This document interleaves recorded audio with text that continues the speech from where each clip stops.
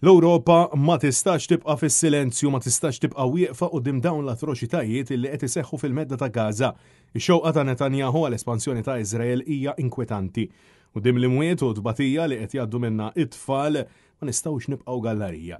Sostnu dan il-President Emeritu Marie-Louise Colero Preca flimkien mal-eks deputat Prim Ministru u eks membru parlamentari Ewropew Louis Grech meta preżentaw ittra f'dar l-Ewropa fl-isfond tal-aħħar rapporti li ħerġin minn Gaza. Fitra indirizzata lill-Kunsill Ewropew, il-Parlament Ewropew u l-Kummissjoni Ewropea huma appellaw sabiex jaġixxu b'mod deċiż favur il-ġustizzja, il-paċi u l-umanità fil-Palestina. Fost l-oħrajn sabiex jarfu lil Palestina bħala stati li jitolbu jaħdmu favur waqfim il-ġlied permanenti u li jiżguraw li jkun hemm biżejjed aċċess għall-ikel, ilma, mediċina u fuel għall-Palestinjani.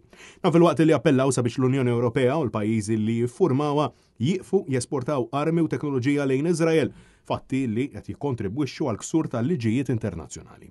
Mistoqsija mill-ġurnalisti preżenti huma appellaw lill-gvernijiet sabiex jikkundannaw b'mod kollettiv l-attakki tal-Iżraeljani li mhux biss qed iwasslu għall-imwiet taċ-ċivili iżda anke ta' ġurnalisti, kameramen, membri tal-medja, tobba u infermieri li qegħdin fuq xogħolhom jirrapportaw jew jgħinu lil midruba.